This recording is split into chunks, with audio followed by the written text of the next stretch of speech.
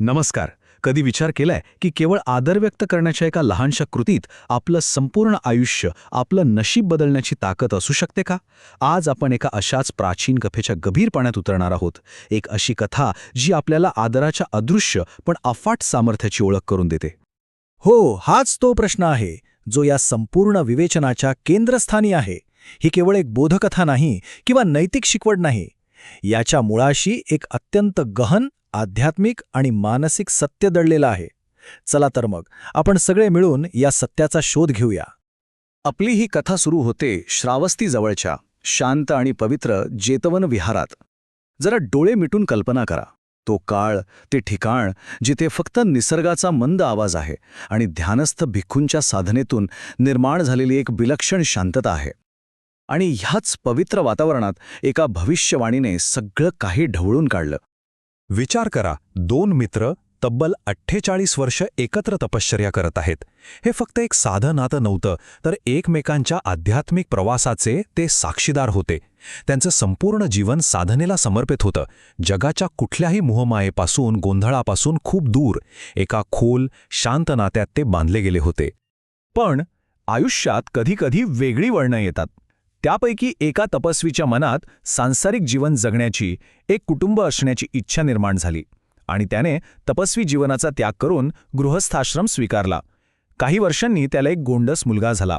आपल्या आयुष्यात आलेला हा नवीन आनंद, हा अमूल्य ठेवा आपल्या जुन्या मित्रासोबत वाटून घेण्यासाठी तो आपल्या पत्नी आणि मुलासह आश्रमात परत आला. कल्पना करा त्या क्षणाची. त्या कुटुंबाने मोठ्या श्रद्धेने तपस्वी मित्राला वंदन केलं. तपस्वीने आईवडिलांना आशीर्वाद दिले, पण बाळाकडे पाहून तो एकदम शांत झाला. त्याच्या चेहऱ्यावर आशीर्वादाऐवजी दुःख आणि काळजीच्या भावना दाटून आल्या. जेव्हा त्या घाबरलेल्या पालकांनी याचं कारण विचारलं, तेव्हा एका अत्यंत जड अंतःकरणाने त्याने ती काळीस चिरणारी भविष्यवाणी केली. ते शब्द ऐकून त्या आईवडिलांच्या पायाखालची जमीनच सरकली असेल, नाही का? ते तपस्वी मित्राने सांगितलं की त्याच्याकडे या भयंकर संकटावर कोणताच उपाय नाही, पण जगात एकच व्यक्ती आहे जी कदाचित मदत करू शकेल, आणि ते म्हणजे स्वतः तथागत बुद्ध. निराशेच्या त्या गर्द अंधारात आशेचा एकच किरण घेऊन ते पालक आपल्या मुलाला घेऊन थेट बुद्धांच्या दर्शनासाठी निघाले. बुद्धांनी त्या पालकांना पाहिलं. त्यांच्या डोळ्यांतील ती भीती, ती निराशा आणि ती शेवटची आशा, सगळं काही ओळखलं. त्यांनीही तीच भविष्यवाणी केली, पण त्यात एक आशेचा मार्गही जोडला. त्यांनी त्या मुलाला वाचवण्यासाठी एक उपाय सांगितला, जो कोणत्याही चमत्कारावर नाही, तर श्रद्धेवर आणि पवित्र ध्वनीच्या अखंड ऊर्जेवर आधारित होता.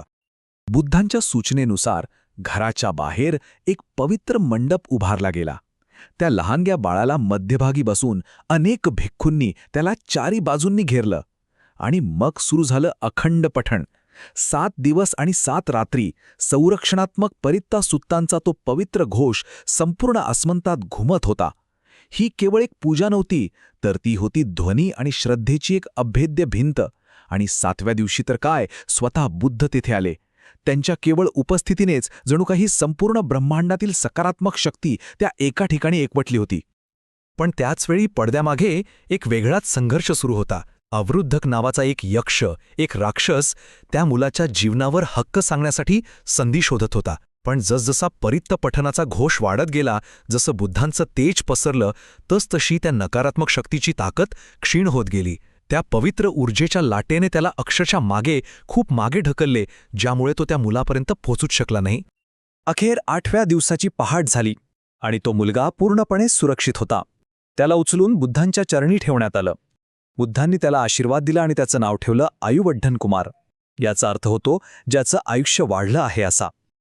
अनेक वर्षानंतर याच आयुवर्धन कुमाराने जेव्हा बुद्धांना विचारलं, "भंते, दीर्घायुष्य, सौंदर्य, सुख आणि बळ मिळवण्याचा खरा मार्ग कोणता?"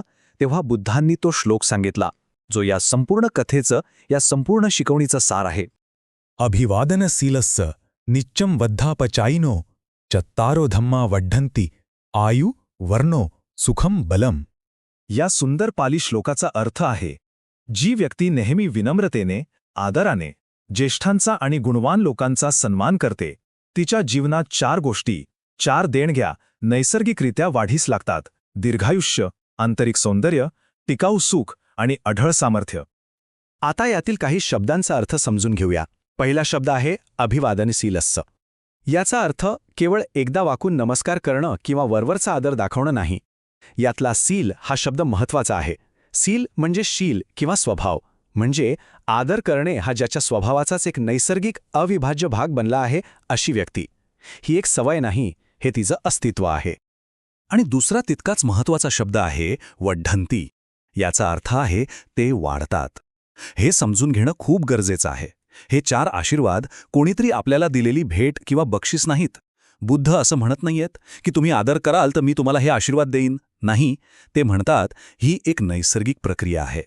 जसं सुपीक जमिनीत बीज पेरल्यावर आणि त्याला पाणी घातल्यावर रोपटे आपोआप वाढते, त्याचप्रमाणे आदराच्या स्वभावामुळे हे 4 गुण जीवनात आपोआप नैसर्गिकरित्या वाढीस लागतात. तर मग या प्राचीन ज्ञानाचा आजच्या आपल्या धावपळीच्या तणावपूर्ण जीवनात काय संबंध? चला आता हे पाहूया की हा एक श्लोक आपल्यासाठी एक युजर मॅन्युअल कसा बनू शकतो. एका समृद्ध आणि अर्थपूर्ण जीवनासाठीचा आराखडा. या 4 आशीर्वादांना आपण जरा आधुनिक दृष्टिकोनातून पाहूया. आयु म्हणजे केवळ जगलेल्या वर्षांची संख्या नाही, तर प्रत्येक दिवस तणावमुक्त आणि उत्साहाने जगण्याची गुणवत्ता. वण्णो म्हणजे चेहऱ्यावरचा मेकअप किंवा बाह्य सौंदर्य नाही, तर आदर आणि करुणेमुळे चेहऱ्यावर आणि वागण्यात येणारी एक आंतरिक चमक, एक तेज. सुखम हे तर क्षणिक आनंदाच्या खूप पलीकडचं आहे. ते म्हणजे जीवनात कितीही चढ-उतार आले तरी टिकून राहणारी मनाची खोल शांतता. आणि बलम म्हणजे केवळ शारीरिक ताकद नाही, तर कोणत्याही आव्हानाला तोंड देण्याची मानसिक आणि भावनिक लवचिकता, ज्याला आपण रेझिलियन्स म्हणतो. हे सगळं आचरणात आणणं खरंच खूप सोपं आहे. उदाहरणार्थ, आपल्या ऑफिसमध्ये एखाद्या नवीन सहकार्याच्या कल्पनेला केवळ तो ज्युनियर आहे म्हणून नाकारण्याऐवजी त्याच्या दृष्टिकोनाचा आदर करणे, किंवा आपल्या डिजिटल जगात सतत येणाऱ्या नोटिफिकेशन्सच्या गोंधळापासून दूर राहून स्वतःच्या एकाग्रतेचा आणि मानसिक शांतीचा आदर करणे, आणि आपल्या कुटुंबात वडीलधाऱ्या व्यक्तीसोबत बसून मोबाईल बाजूला ठेवून त्यांचे अनुभव आणि त्यांच्या गोष्टी पूर्ण लक्ष देऊन ऐकणे.